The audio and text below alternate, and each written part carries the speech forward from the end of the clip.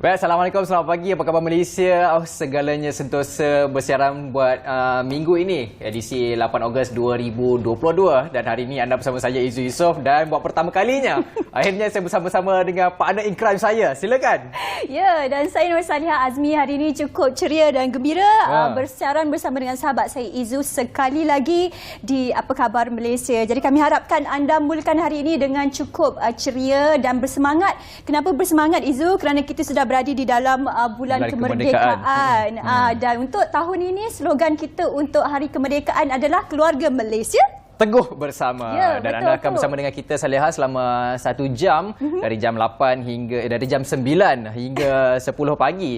Dan kita akan membawakan pelbagai berita-berita menarik yang akan kita kongsikan kepada anda, berita-berita terkini yang akan kita sampaikan oleh rakan penyampai kita di bilik berita. Dan selain itu juga kita akan membawakan beberapa topik perbincangan yang akan dibincang kepada hari ini. Yang pertama antaranya generasi endgame si Fani Kotin, dan yang kedua adalah berkaitan dengan pokok tunjuk langit dan khasiatnya. Apakah itu pokok tunjuk langit kita dan akan tahu khasiatnya? Kita nak bincang sekejap lagi dalam topik yang kedua. Tapi sebelum itu kita ingin kongsikan bersama dengan anda berita semasa yang kami ambil daripada bernama.com, iaitu pertamanya rakyat Malaysia berkahwin di selatan Thailand. Ini berkenaan tentang rakyat Malaysia yang berkahwin di selatan Thailand. Dinasihat jangan lengahkan perkahwinan anda. Dahlah kita ni kahwin di Thailand, tapi kenalah juga buat persiapan untuk daftarkan perkahwinan anda ini. Okay? Daftar perkahwinan, bukan jangan lengahkan perkahwinan. Betul.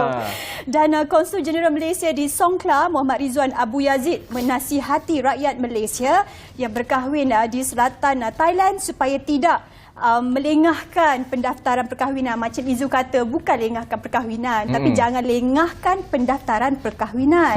Beliau berkata pendaftaran perlu dilakukan bagi mengelak berlaku masalah pada masa akan datang.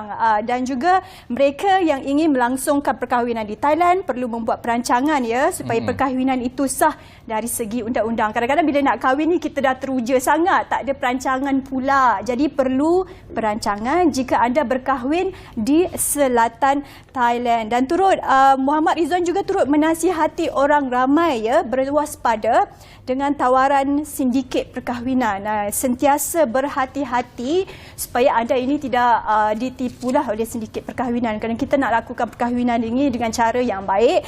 Jadi berhati-hati supaya tidak tertipu dan menyebabkan perkahwinan ini tidak sah. Dan pasangan yang ingin berkahwin di sini perlulah mematuhi prosedur yang ditetapkan oleh Majlis Agama Islam negeri masing-masing, Izzu. Dan ini adalah satu peringatan yang kita ingatkan kepada anda kalau anda berkahwin di selatan Thailand, tetapi kena cepat-cepat daftarkan perkahwinan anda ini. Untuk seterusnya, mungkin kita nak kongsikan berita yang seterusnya. Baik, untuk yang seterusnya berkaitan dengan kaunselor yang memainkan peranan pentingnya dalam membimbing para pelajar, khususnya lepasan Sijil Pelajaran Malaysia SPM selepas ini hala tuju mereka ke mana.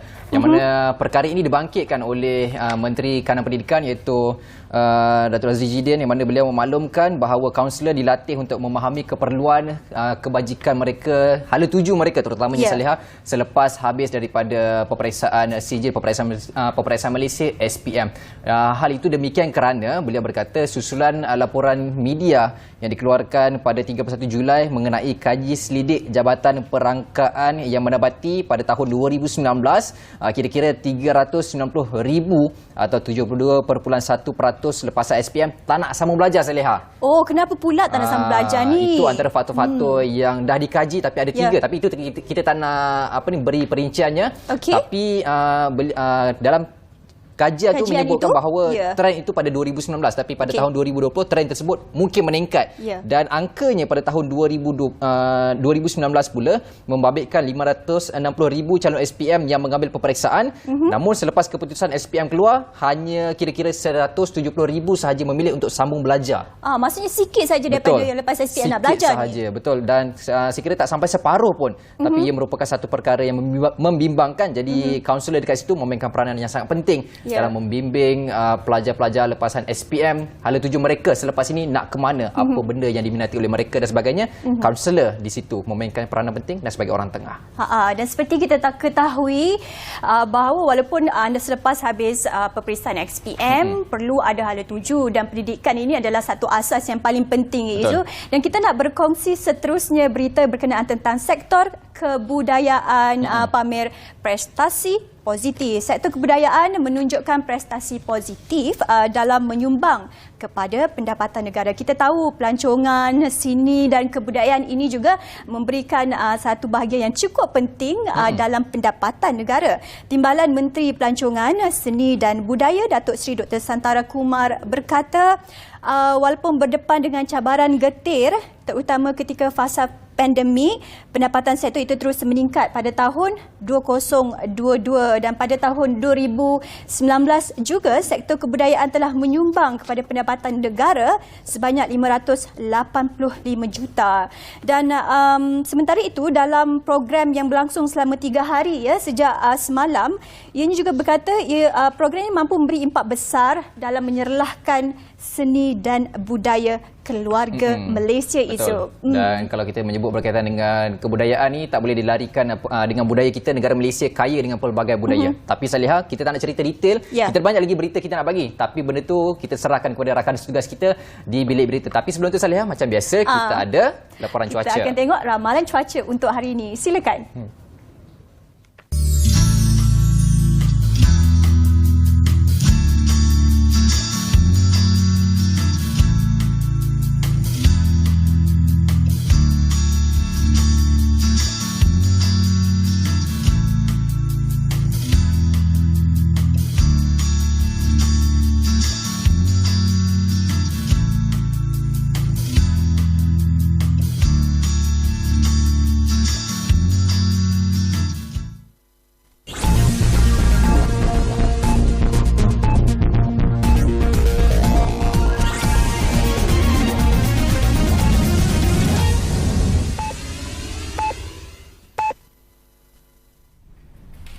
Baik, kami mulakan dengan perkembangan Sukan Commonwealth 2022 Birmingham.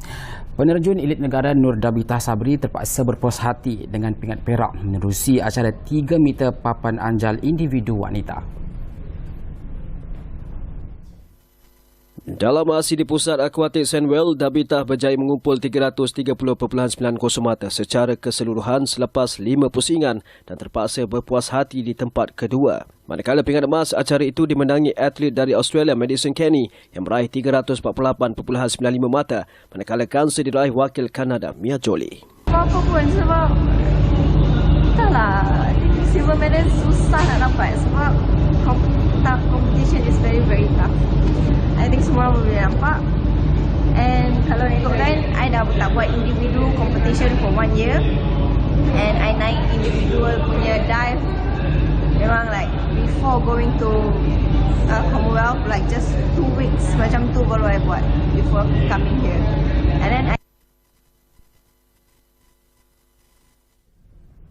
Pihak berkuasa diarahkan siasat status dan keberadaan kumpulan dianggautai rakyat tempatan yang berkumpul di Tanah Suci Mekah kerana mendakwa kemunculan Imam Mahdi pada hari Arafah. Menteri di Jabatan Perdana Menteri Hal Ehwal Agama, Senator Datuk Idris Ahmad berkata, pihak konsulat Malaysia di Jeddah sudah diarahkan memulakan siasatan terhadap kumpulan itu, termasuk pemimpinnya, Habib Shah Firdaus Habib Ahmad, yang dipercayai masih berada di sana. Sebenarnya saya telah menghubungi pihak konsulat tabung haji di sana untuk trace dan berpakat dengan pihak konsulat tabung ini Saudi sana, Jeddah sana, untuk mencari mereka ini, dan kita harapkan mereka ini diambil tindakan oleh pihak berkuasa agama negara sana, ataupun kita suruh mereka ini hantar pulang balik dan mengarut. Dilaporkan wujud beberapa kepercayaan terpesong, termasuk mendakwa kemunculan Imam Mahdi pada hari Arafah.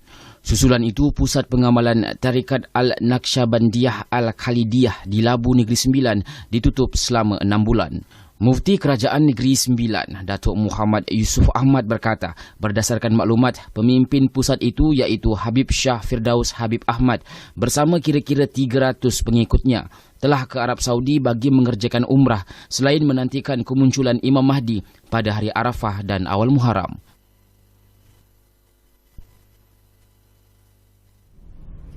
Polis menafikan dakwaan berlaku pergaduhan antara kaum di Sungai Petani seperti yang tular baru-baru ini. Ketua Polis Daerah Kuala Muda, ACP Zaidi Cik Hasan berkata, tindakan pihak tidak bertanggungjawab menyebarkan perkara itu menimbulkan kegusaran dalam kalangan masyarakat setempat. Menurutnya, polis Diraja Malaysia menafikan kejadian seperti yang tular berlaku di Sungai Petani dan penyebaran perkara tidak benar perlu dihentikan serta-merta kerana boleh mengguris sentimen masyarakat. Kes berkenaan disiasat mengikut Seksyen 504 Kanun Keseksaan dan Seksyen 233 Akta Komunikasi dan Multimedia 1998. ACP Zaidi meminta orang ramai tidak buat sebarang spekulasi dan hubungi pegawai penyiasat bahagian siasatan jenayah IPD Kuala Muda jika ada maklumat berkaitan.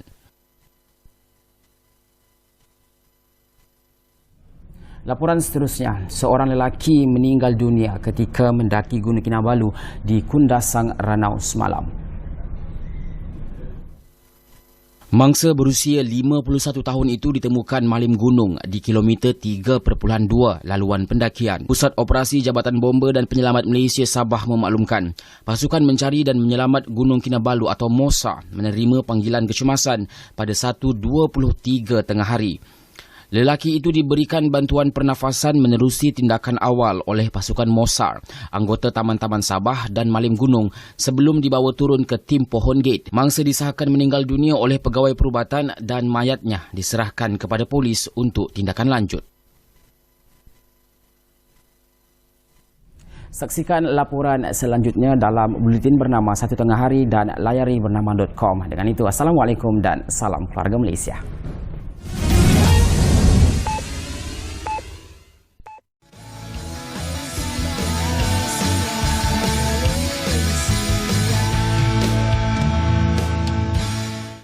RM6.2 bilion. Ini adalah jumlah kos yang negara terpaksa belanjakan pada tahun 2020 untuk merawat hanya 3 penyakit akibat merokok: lung cancer, heart disease dan chronic obstructive pulmonary disease ataupun COPD. Satu jumlah yang sangat besar yang dibelanjakan oleh kerajaan.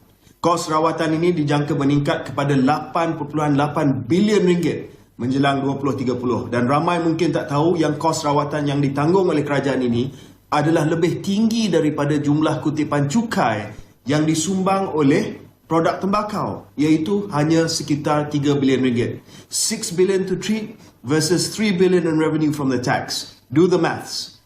Negara rugi besar. Bagi rokok elektronik atau vape pula, ramai mungkin ingat menggunakan vape tiada risiko kesihatan. That's not true. Terdapat satu penyakit baru disebabkan vape yang dipanggil Electronic Cigarette or Vaping Associated Lung Injury atau EVALI yang telah dikenal pasti. Berapa pula kos rawatan ini? Bagi seorang pesakit EVALI, dianggarkan lebih RM120,000 diperlukan bagi tempoh 12 hari kemasukan ke hospital. It's very expensive to treat this new disease. Industri rokok elektronik atau vape sekarang adalah tidak terkawal. Dengan adanya Rang Undang-Undang Kawalan Produk Tembakau dan Merokok ini, kawal selia terhadap industri rokok elektronik atau vape boleh dilaksanakan. And we can make sure the vape liquids being sold are controlled properly, lab tested, so you don't get sick. Even pengusaha-pengusaha vape sokong akta ini sebab mereka juga mahu dikawal selia. Then we can also tax vape sales. Dianggarkan nilai kutipan cukai bagi vape adalah sebanyak RM500 juta setahun. Dengan melaksanakan peruntukan Generational Endgame atau GEG, KKM bukan sahaja dapat mengurangkan kos rawatan penyakit akibat komplikasi merokok, tapi yang paling penting, boleh menyelamatkan nyawa 2 juta rakyat Malaysia. Merokok bukan sahaja membunuh, ia juga memberikan impak besar kepada ekonomi negara. Do the right thing for the people and the country. Tell your MP to support the bill. Kembali bersama dengan kami di Apa Khabar Malaysia dan kita hari ini akan berbincang berkenaan tentang satu lagi topik iaitu generasi endgame ke arah sifar nikotin Izu. Dan kita selalu nampak sekarang orang kata dia dah tak menggunakan rokok tapi gunakan vape pula. Macam mana tu? Daripada awal penciptaan ataupun memperkenalkan vape ni pada asalnya adalah untuk dengan alasan untuk mengurangkan kadar jumlah perokok di Malaysia. Tapi hakikatnya situasi yang sekarang ni kita lihat dia dah bercambah jadi lain pula. Betul. Jadi untuk membincangkan berkaitan dengan topik kita pada hari ini bersama-sama dengan kita di studio Apa Khabar Malaysia, kita amat berbesar hati menerima kunjungan daripada Encik Amrahi Buang selaku Presiden Persatuan Farmasi Malaysia MPS ke studio kita. Apa khabar Encik Amrahi? Alhamdulillah, terima kasih jemput saya. Baik. Untuk sama-sama berkongsi maklumat pada pagi ini. Sama-sama. Alhamdulillah, ya. Baik Encik Amrahi, di awal perbincangan kita ni kita dah sedia maklum dan rakyat Malaysia semua dah diberi peringatan bahawa apa keburukan dan sebenarnya perokok dengan nikotin ni apa kesan dia. Jadi dari Encik Amrahi sendiri mungkin sekali lagi memperingatkan kepada rakyat Malaysia bahaya nikotin ini apa dia. Jadi selalu bila kata-kata nikotin itu memanglah bahan kimia yang telah diidentifikasikan sebagai bahan yang menyebabkan ketagihan. Jadi apabila perkara itu dimasukkan di dalam badan kita, kesannya kepada otak tu beberapa saat saja. Jadi bila perkara ni berlaku, jadi dengan sendirinya pergi ke tempat di otak tu dan terhasillah ketagihan. Kalau tak faham ketagihan juga kita kata jadi gian lah. Jadi, kalau tak boleh tak ada, dia mesti nak juga. Dan dahsyat kesan ni kalau berbanding dengan bahan-bahan kimia yang lain. Dan ini yang kita sangat bimbang lah. Dia punya kita sangat bimbang ya. Yang perkara ni kalau kita tengok dari segi apa yang sedang berlaku ni pada pendapat saya lah. Bagi kami patut dicegah vape ni pada tahun 2015 ya. Dan apabila dia tak dicegah, jadi ni yang kesan dia. Okey, jadi kalau ikut data yang kita ada daripada 2016 hingga 2019, jadi ketagihan yang melibatkan vape ni dah sampai 500,000 juta. Dan kalau kita tengok nilai bisnes tu dah jadi 2.2 bilion. Jadi jadi satu kesukaran lah. Sebab yang berhormat Menteri Kesihatan bila berjumpa kami, dia menawarkan bahawa okey, benda dah terlanjur, jadi apa kita nak buat? Jadi kita kena adakan undang-undang tu lah untuk mengawal produk dan juga mengawal orang kata aktiviti benda ni. Itulah. Dan saya beritahu tadilah macam kita kata kalau kata terjebak dengan perkara ni, seolah macam kita ni terjerumus dalam satu perigi buta yang dalam lah.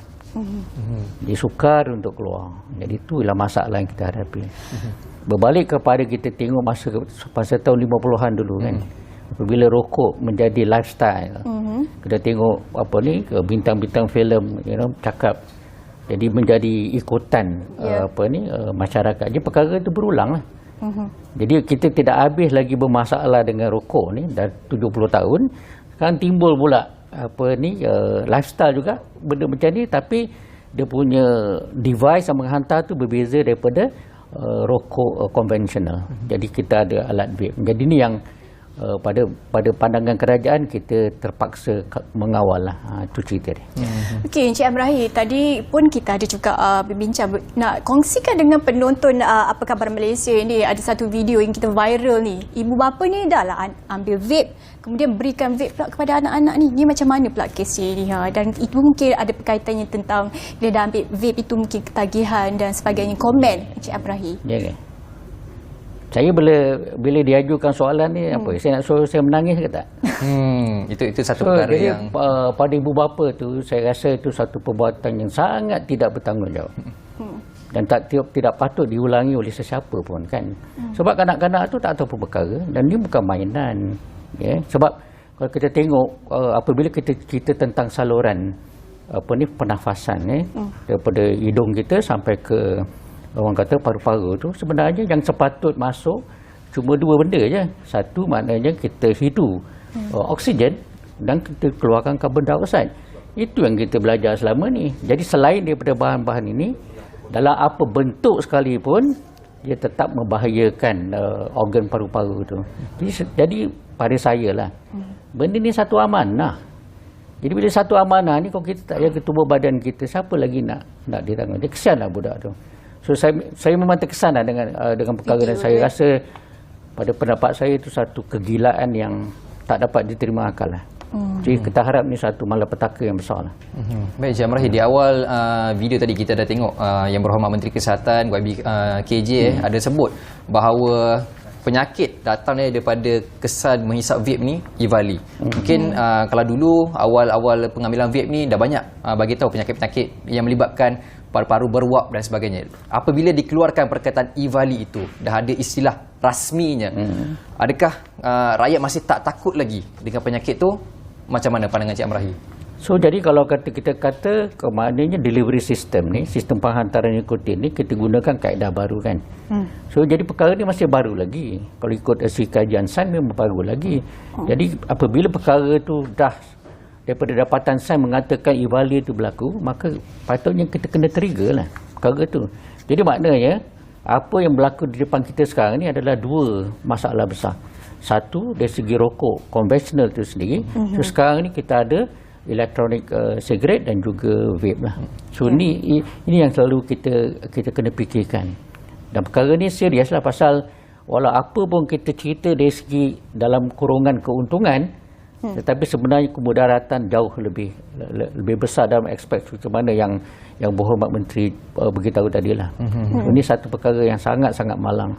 Kenapa saya kata sangat-sangat malang? Pasal dalam ketika itu, bila kita buat keputusan untuk bawa masuk vape di bumi kita ni, Singapura tak ada, Thailand tak ada, Brunei tak ada. So adakah mereka akan mentertawakan kita sekarang? So, ini satu persoalan yang perlu dihadapi oleh kita lah. Pada saya dia dah jadi dua ketagihan lah, tambahan satu ketagihan. So harap-harap pakar-pakar perubatan semua kena alert lah, sebab perkara ni memang perlu direport dan sebagainya. Jadi besar lah, kita punya masalah tu besar lah. Tengok persoalan dekat situ. Dan tadi juga kita kongsikan dalam video tu, seperti kata YB Menteri Kesihatan Khairy Jamaluddin ya, 6 bilion kos pada tahun 2020 untuk merawat pesakit yang ada ketagihan merokok ni juga, berbanding dengan 3 bilion hanya keuntungan kita teks ataupun cukai tembakau. Jadi bagaimana pendapat Encik Amrahi sendiri dari segi kesan ekonomi dari sudut itu? Okey, saya sebenarnya apabila memerhatikan hujah-hujah yang diberikan di Parlimen, memang menarik perhatian. Jadi kita tengok ahli-ahli Parlimen kita ni, wakil rakyat kita ni, mereka mendapatkan maklumat dan kita dapat melihatlah bagaimana mereka berhujah. Jadi macam-macam. Jadi yang ada latar belakang sains, dia akan berhujah secara latar belakang sains. Pakar ekonomi akan cerita pasal ekonomi dan sebagai masyarakat dan sebagainya. Tapi net dia adalah kerugian. Net dia tetap kerugian. Maksudnya dari segi ekonomi kita rugi, dari segi kesihatan kita rugi, dan ini yang kita harus mendepani di masa akan datang lah. So itu yang kita fikirkan bahawa apa jua keuntungan, saya tak pasti. Bermaksud selepas perkara dibincang di Parlimen, saya ikuti begitu banyak perdebatan ya. Dan masing-masing akan berhujah. Tapi pada pandangan saya berbalik kepada apa yang akan berlaku kepada rakyat, itu yang penting. Rakyat tak tahu apa perkara kan. Jadi kalau dasar kerajaan akan orang kata mencengkam rakyat, perkara ni kita kena ambil perhatian. Jadi saya tidak nampak kalau kata hujah-hujah yang pro, maka mereka perlu bekerja keras lah kan. Sebagai contoh, kata sekarang ni telah kita dah tunda okey, undang-undang tu untuk kita bincang di sesi Parlimen akan datang. Dengan ada PAC yang baru ni, jadi kita berhasrat setiap ahli PAC ni okey, mesti mengisytiharkan sama ada mereka terlibat dengan syarikat rokok atau tidak. Okey, Encik Amrahi, kita nak tanyakan beberapa soalan lagi, tapi sebelum tu kita nak berehat sedikit, ambil nafas dahulu dan kembali sebentar nanti.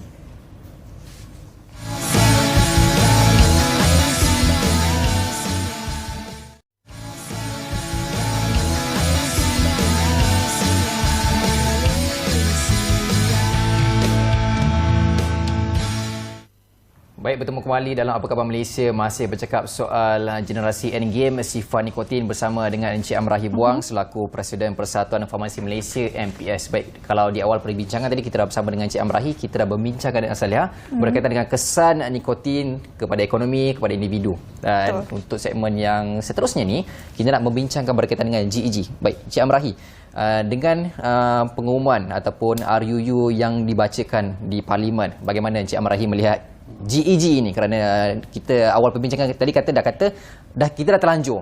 Jadi GEG ini salah satu inisiatif untuk kita menamatkan pengambilan nikotin di masa hadapan. Jadi pandangan Encik Amrahi macam mana dengan GEG ini? Saya rasa kita dah tak ada pilihan lagi dah. Maknanya apabila saya tengok perbincangan yang diadakan beberapa hari lalu selepas yang ni dibentangkan hari ni, kita tengok bahawa selalu ada perkataan mengatakan bahawa kalau kata kita buat perkara ni 70 tahun dulu, kita tak ada masalah merokok. Jadi begitu juga dengan vape. Jadi maknanya salah satu cara kita nak berhentikan perkara ni adalah tutup terus. Maknanya kita tak mau benarkan generasi akan datang, okey, terlibat dengan gejala rokok dan juga vape. Itu very clear lah. Jadi maknanya apa yang patut kita tinggalkan sebagai pemimpin di negara ni adalah satu generasi yang bebas rokok. Itu yang kita punya hasrat. Jadi apa yang kita buat, maknanya kita akan ada, bila kita dah isytiharkan GEG ni, maknanya bagi individu yang dilahirkan selepas tahun 2007 dan seterusnya, maka mereka tidak akan kenal lagi rokok dan juga vape. Maka akan ada keadaan di mana undang-undangan ini akan cover beberapa perkara lah. Satu GEG, maknanya kita tutup terus. Satu lagi adalah bagaimana kita nak buat dengan yang masih merokok, yang masih bervape. Itu kita kena ada tindakan lain lah. Ya? Tetapi akhirnya kita nakkan matlamat pada 2040 tu, kita dah selesaikan isu ni. Maknanya itu targetnya adalah 5% tadi. 5% saja populasi yang isap rokok. So kalau kita sampai ke target tu, maka kita mencapai kejayaan yang besar sebagaimana yang disarankan oleh WHO lah. Itu yang komitmen kita. So GEG ada sesuatu yang ada orang mempersoalkan GEG, tapi kita akan kata kenapa pula kita tak boleh berfikir di luar kotak. Okey, mungkin kita akan compare GEG yang dilakukan oleh Malaysia dan juga GEG yang dilakukan oleh New Zealand. Pada kita keadaan di sini, janganlah kita nak banding-bandingkan dengan apa yang di luar. Itu semua alasan saja pada saya. Angka 5% pada tahun 2040. 40 itu dia target. Itu kita target takat itulah. Itu pun kalau kita dah perkara ni bukan boleh buat seorang-seorang. Okey, Yang Berhormat Menteri Kesihatan dah initiate.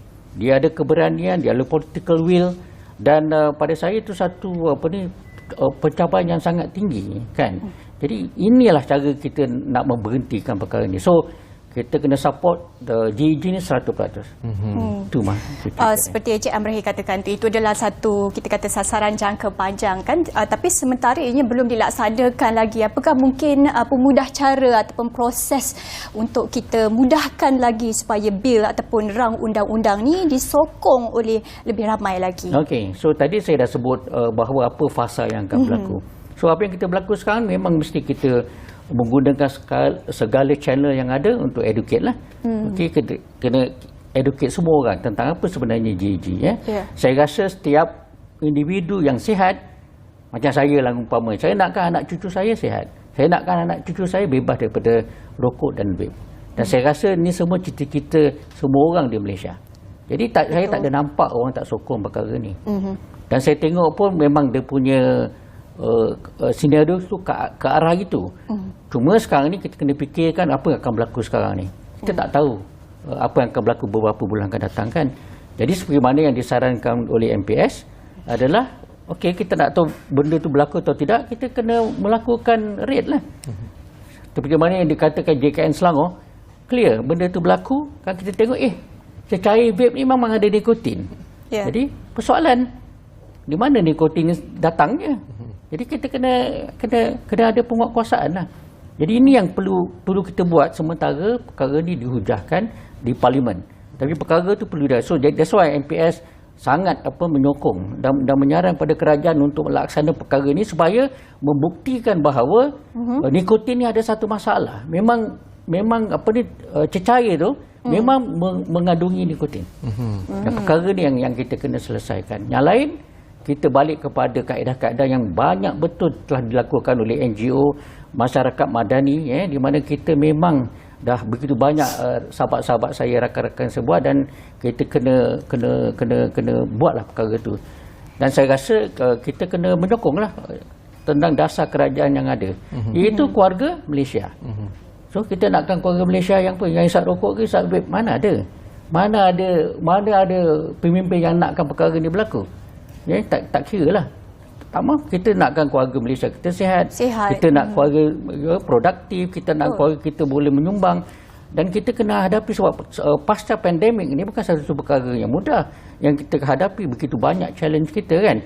Jadi kita kena fokus dan jangan perkara ni mengalih usaha-usaha kita untuk meneruskan perkara ni. Jadi kalau kata kena tanya saya, ni satu maybe ekstrim lah kot. Satu jihad lah. Jihad. Baik, Encik Ibrahim, saya tertarik nak berbincang mengenai penguatkuasaan. Pada sebelum ini, kita pernah melaksanakan bahawa hak kesihatan awam adalah hak yang perlu diutamakan, di mana individu perokok ini perlu duduk jauh di kedai makan daripada orang yang tidak merokok bagi menjaga kesihatan. Tapi kita lihat pelaksanaannya hanya satu tempoh yang pendek sahaja. Tapi dengan mungkin GEG yang akan dibacakan kali kedua di sesi parlimen yang akan datang, mungkin pelaksanaannya macam mana untuk kita laksanakan dan kita capai 5% pada tahun 2020. Sebab kegusaran saya, mungkin pelaksanaannya itu akan menjadi satu faktor penentu. Okey. Jadi apabila kita cerita apa yang berlaku kan, sebab sekarang ni kalau kita tengok memang tak ada undang-undang pun yang spesifik. Yang ada sedikit perundangan di bawah Akta Makanan, di mana kita kawal lah dari segi macam mana wujudnya rokok kan. Dan kita tahu tindakan ini pun dah diambil pada mantan Menteri Kesihatan dulu. Dan kita tengok faedahnya ada, di mana sekarang ni kita tengok kalau kita pergi ke tempat-tempat makanan ataupun tempat riadah apa semua kan, orang dah tahu kan tak ada rokok dan sebagainya, keluarga kita semua sihat. So pada saya itu positif. Cuma sekarang ni kita nak go to the next step lah. Maknanya sekarang ni enough is enough. Maknanya sekarang ni kita tak go to the next step, kita kena adakan GEG dan kita kena melaksanakan dengan konkret. Kita tak boleh lagi orang kata apa bagi alasan apa, tak boleh. Tak boleh dah.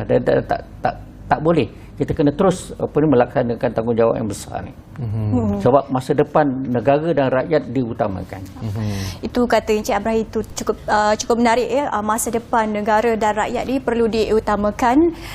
Dan itu pula kita nak mengatakan tentang amalan hidup dan gaya hidup yang sihat. Dan kita tahu bukan sahaja sekarang ni kita perlukan kehidupan yang sihat, tapi generasi masa depan, macam saya sendiri pun saya nakkan cucu-cucu cicit saya ataupun generasi masa depan ni hidup sihat tanpa rokok. Tapi kalau nak berhenti secara drastik itu mungkin mustahil.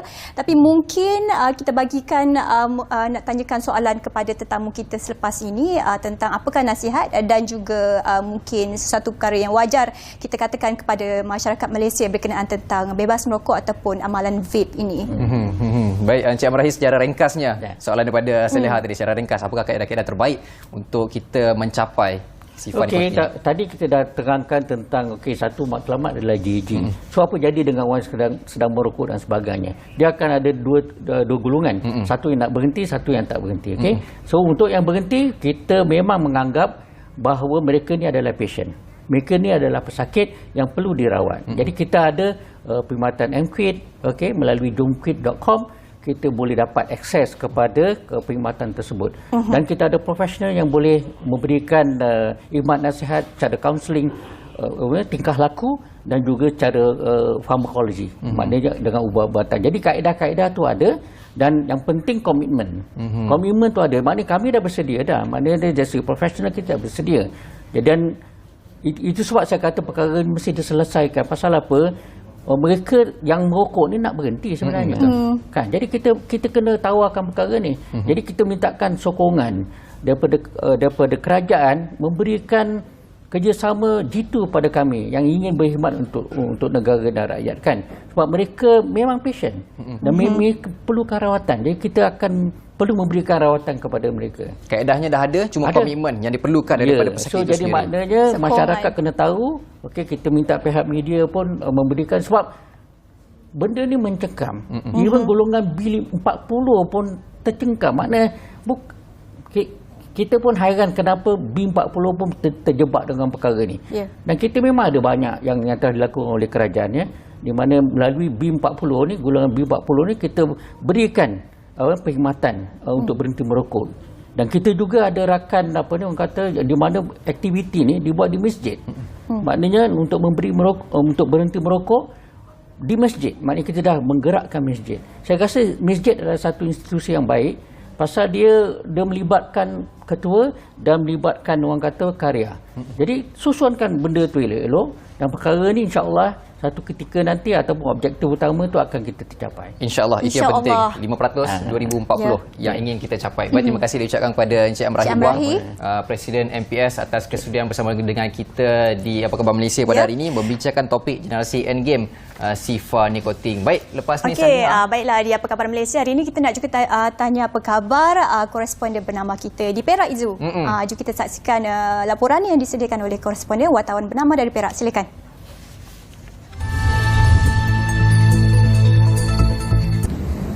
Ya, Assalamualaikum dan selamat sejahtera. Kerajaan Negeri Perak menafikan tanah diduduki peneroka yang mengusahakan tanaman kelapa sawit di Kampung Air Tenang Tukang Sidin di Pasir Salak adalah tanah Rizab Melayu seperti didakwa. Menteri Besar Perak, Datuk Seri Saradi Mohamad berkata ia sebaliknya milik Perbadanan Kemajuan Negeri Perak PKNP yang dijual kepada sebuah syarikat. Katanya dua blok tanah seluas lebih 25 hektar tanah untuk kegunaan kelapa sawit, padi dan perusahaan bagi pengeluaran tanah liat itu didaftarkan hak milik pada 3 April 2014 dengan pajakan 30 tahun, terletak di luar kawasan Rizab Melayu. Datuk Seri Sarani berkata PKNP telah menawarkan jualan kepada syarikat dan perjanjian jual beli telah dilakukan pada 2015 pada harga jualan sebanyak RM950,000 dan menjadi hak milik syarikat itu pada 2016. Datuk Seri Sarani berkata demikian ketika ditemui pada program bersama bekas tentera Parlimen Tapah semalam. Beliau berkata kerajaan negeri tidak akan bertanggungjawab untuk memberi ganti rugi atau pampasan terhadap sebarang kerugian dalam dialami oleh mana-mana pihak atas penerokaan yang dilakukan di atas tanah bukan hak milik mereka secara sah. Katanya sebarang aktiviti pertanian perlu dimohon di pejabat yang berkaitan untuk melalui proses yang sepatutnya. Baik, itu sahaja dari Biro Perak. Terima kasih.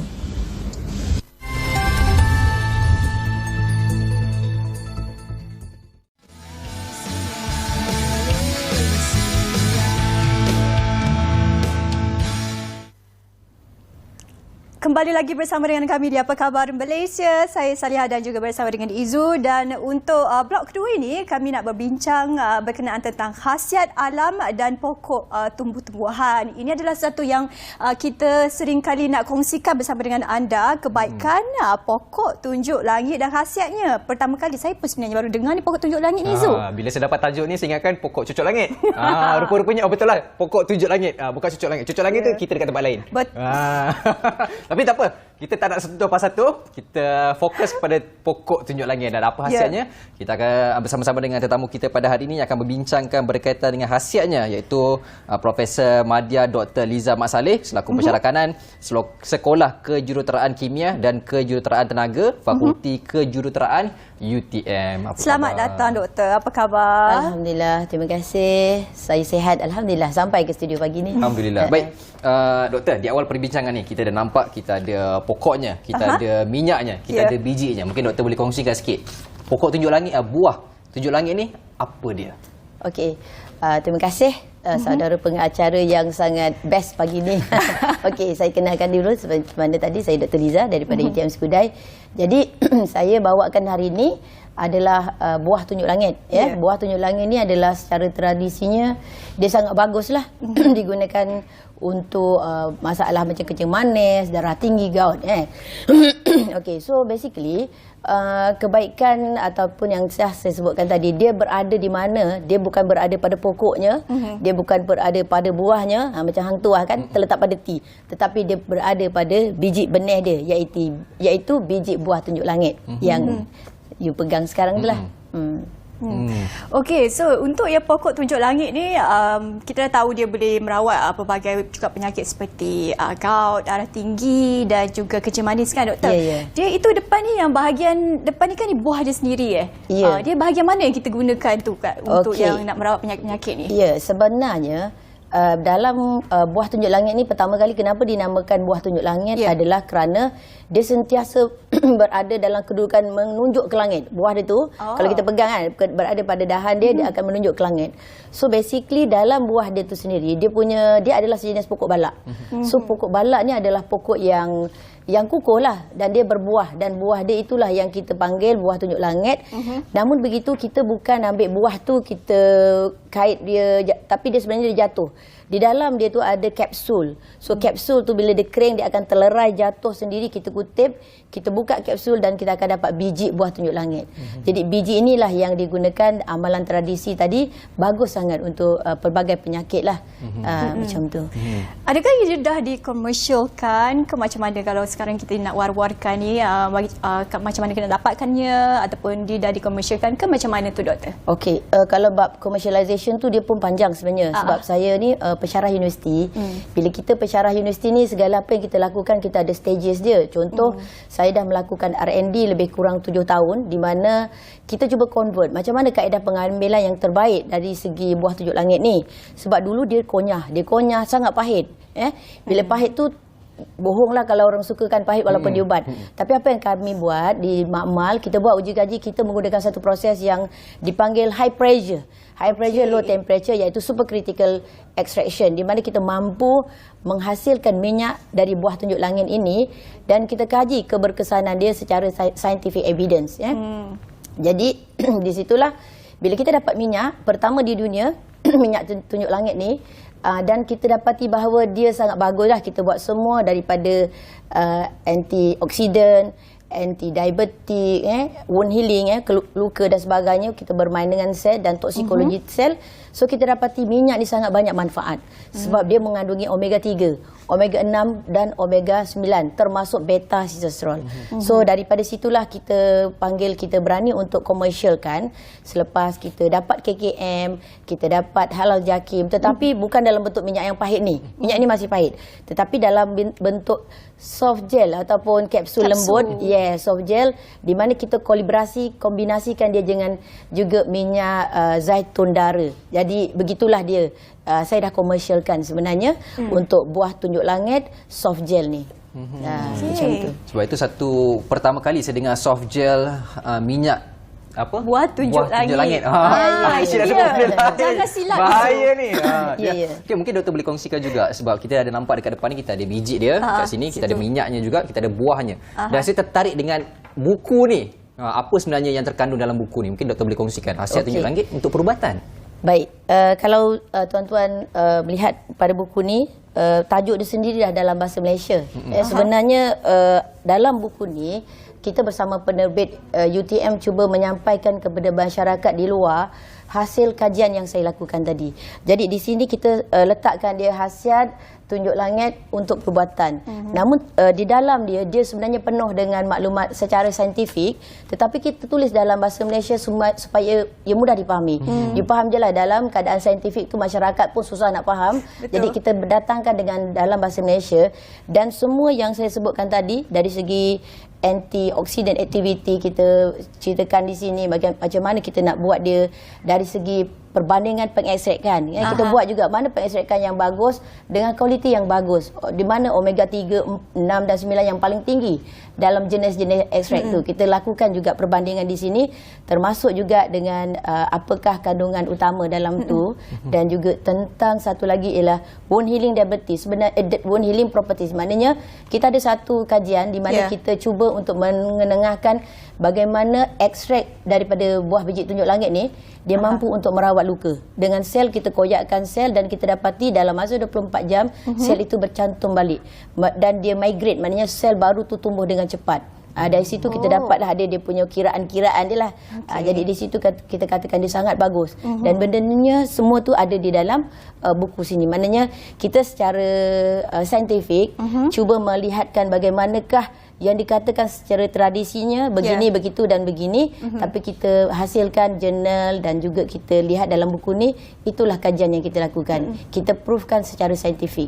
Jadi kalau selepas dia perlukan kajian juga dan ada proses ni doktor, agaknya berapa lama nak hasilkan buku ni doktor? Okey, untuk buku, kalau R&D saya tu 7 tahun. R&D 7 tahun baru saya pergi ke peringkat antarabangsa, kita bawa pattern yang kita dapat daripada buah tunjuk langit ni tadi.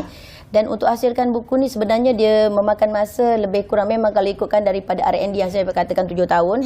Lepas kita dah confirm kompilasi tu tadi, baru kita bergerak untuk buku. Penulisan buku, penjilidan sampai hari ni makan masa another 2 years. Maknanya 9 tahun. 9 years. Ya, tapi mungkin bagi saya, mungkin bagi orang yang biasa simple, mungkin dia lebih daripada tu, lebih cepat daripada tu. Cuma jurnal kan, kita saintis ataupun R&D tu kerja dia memakan masa yang lama, penelitian, pembuktian tu yang memakan masa lah. Itu ada satu usaha yang cukup baik daripada pihak doktor berkongsi secara orang kata apa, kebaikan buah tunjuk langit ni kan doktor. Tapi kalau buku ni juga kalau nak bandingkan dengan buku-buku panduan yang lain lah, apa keistimewaan, keunikannya doktor? Dia semua ni ilham ni dia memang unik-unik belaka. Saya tak kata saya unik sangat sebab herba dalam Malaysia semua bagus. Tetapi apa yang saya nak bagi tahu bahawa herba ini perlu dikonsum atau kita kena ambil dia dengan cara yang betul. Jadi dekat situ yang bagi kami tanggungjawab sebagai penyelidik, kita bantu masyarakat bahawa mungkin dulu orang akan konyah dia pahit, orang akan gigit dia pahit. So kita bagi dalam bentuk minyak yang telah kita mudahkan tanpa sebarang percampuran dengan bahan kimia yang berbahaya. Proses tu sendiri, pengekstrakan tu sendiri, memang kita high pressure saja, kita gunakan gas karbon dioksida saja untuk hentam biji tu hasilkan minyak. Jadi kita nak educate orang bahawa tak perlu campur banyak lagi bahan. Secara pure dia kita campurkan dengan minyak zaitun, dapat dah consume dalam bentuk yang selamat. Jadi sekejap saya lupa apa soalan tadi. Okey, sorry. Berbalik tadi. Keistimewaan dan keunikan buku tu lah tadi. Okey, jadi buku ni lepas kita menceritakan tentang apa yang kita jumpa secara saintifik, di sinilah kita tuliskan dalam buku. Jadi untuk rakan-rakan yang mungkin penyelidik juga dan juga untuk pengguna di luar, kalau nak tahu bagaimana flow saya untuk menghasilkan satu minyak yang sangat berkualiti ini, di sini saya ceritakan. Parameter dia tidak ada rahsia. You all boleh ikut saja stages yang saya buat ini supaya kita dapat hasil yang sangat baguslah untuk saintifik, kita punya evidence lah. Tadi saya tertarik doktor kata dah ada soft gel kan. Kita memang kalau macam wanita-wanita ni kita nak consume, kita memang akan cari soft gel je untuk collagen dan sebagainya juga. Tapi kalau untuk ni kita berapa dos doktor? Kalau macam 1 ke 2 ke macam mana? Sebab sebelum kita komersial kan yang sebut tadi, kita dah buat toxicology test. Jadi yang kita akan gunakan satu biji soft gel tu dia lebih kurang 500 mg. Dia bersamaan dengan satu biji buah tunjuk langit tu. Jadi dosage tu kita dah ukur. Jadi dari segi harian penggunaan nak cukup untuk 1 atau 2. Macam tu. So dia memberi manfaat terutamanya untuk tenaga dan juga untuk orang yang mengalami masalah kencing manis. Baik, doktor, saya tertarik dengan satu ayat di dalam buku ni, dekat muka surat berapa saya tak pasti, tapi berkaitan dengan bab 2. Ada satu para yang menarik untuk saya kongsikan. Pokok yang besar boleh menghasilkan lebih daripada 100 kapsul, tetapi penghasilan benih dari tahun ke tahun adalah jarang. Betul doktor? Ya.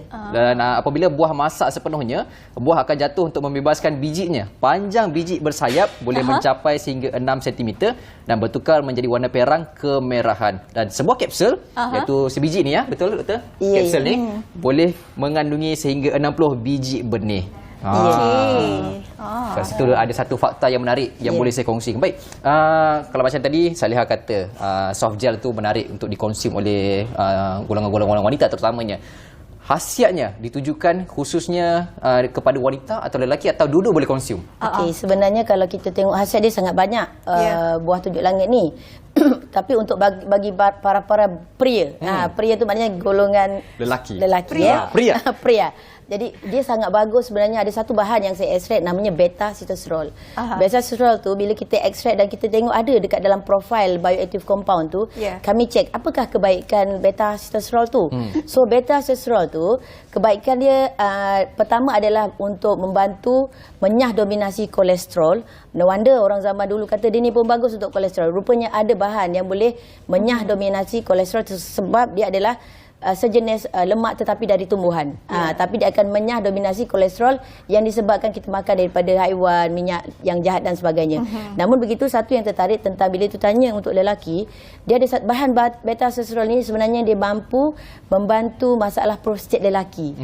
Kalau you search dekat internet, you tekan beta-sitosterol tu, dalam buku ni ada, nanti dia kata kat situ beta-sitosterol for men health. Macam itulah ceritanya. So memang zaman dulu pun para lelaki pun menggunakan dia untuk kebaikan kesihatan mereka juga. Mungkin doktor boleh kongsikan juga pokok tunjuk langit ni sebenarnya dekat mana, dan secara ringkasnya doktor, dekat mana boleh dapat, sebab saya sendiri tak tahu kewujudan pokok tunjuk langit. Okey, saya bagi tahu you, dekat Malaysia ni sangat banyak buah tunjuk langit ni. Pokok-pokoknya berada di sepanjang highway. Kalau dia sebenarnya pokok dekat hutan, dia adalah sebenarnya bahan ataupun hazanah daripada belantara, tetapi dah dibawa di sepanjang highway ada untuk macam kita kawal angin dan sebagainya. Dia pokok balak yang besar. Jadi memang banyak dekat Malaysia ni. You boleh dapat dekat mana-mana lah saya rasa. Mersing ada, dekat sepanjang highway, kalau dekat Lebuh Raya Utara Selatan pun banyak. Mana dekat situ dia ada, cuma tak sedar kewujudan itu. Ya mungkin, tapi bagi orang-orang kampung tu ada. Sebab saya sekarang ni dekat Maha tau, Maha Maim. Bila kita tanya kan orang yang datang pengunjung di Kelantan, Pahang, saya tunjuk buah ni, abang tahu tak ni buah apa? Oh, ni buah tunjuk langit. Maknanya orang yang dah tua-tua sikit ni dia tahulah. Yang generasi ke generasi. So you guys orang muda pun kena tahu buah ni. Orang muda. Tapi orang muda kalau tak tahu pun tak guna juga. Yang penting kita kena tahu dia khasiat dia sangat baik. Betul. Baik doktor, di hujung rancangan kita secara ringkasnya tentang kesimpulan berkaitan dengan khasiat dan juga buah tunjuk langit ni. Secara ringkasnya, dia bagus untuk tenaga anda, tak kira lelaki atau perempuan, kita kena amalkan. Kalau untuk yang soft gel tu, satu hari sebiji cuma cukupi. Mungkin yang terakhir saya nak bagi tahu, buku ni juga you all boleh dapatkan di penerbit UTM, di penerbit.utm.my, dan boleh juga didapati dengan staf kita yang berada di UTM sana, insya-Allah. Okey, itulah kebaikan dan khasiat 1001 khasiat pokok tunjuk langit. Dan kita nak ucapkan terima kasih kepada Profesor Madya Dr. Liza Muhammad Saleh, pensyarah kanan Sekolah Kejuruteraan Kimia dan Kejuruteraan Tenaga Fakulti Kejuruteraan UTM. Terima kasih kerana berkongsi dengan kita 1001 khasiat pokok tunjuk langit ini. Dan seperti kata doktor, ada juga buku Izu ya. Pastikan kita golongan-golongan muda ini juga boleh dapatkan buku ini untuk dapatkan informasi, dan juga kita nak tahu apa kebaikan dan khasiat. Kalau dah dapat dengan harga murah, kena jadi student UTM dululah. Betul. Kalau tak, terpaksa beli dengan harga yang orang biasa. Tapi apa pun, terima kasih diucapkan sekali lagi kepada anda kerana setia bersama kami selama 1 jam, dari jam 9 pagi hingga sekarang 10 pagi. Macam-macam berita dah kita kongsikan. Tapi esok kita akan bawakan topik yang lebih menarik untuk anda. Betul. Bersama dengan rakan tugas yang lain. Pastinya lebih menarik untuk dikongsikan dan ditonton di Apa Khabar Malaysia di Bernama TV. Jadi untuk itu sahaja untuk setakat hari ini. Saya Izu Yusof. Ya, dan saya Nur Salihah Azmi. Sejam yang cukup lancar bersama sahabat saya bersiaran Izu, dan moga anda semua, walaupun kita dah berakhir di Apa Khabar Malaysia, teruskan sokongan anda bersama dengan kami hanya di Bernama TV. Assalamualaikum. Sehingga berjumpa lagi. Selamat pagi. Bye-bye. Terus bangkit, yakin berdiri.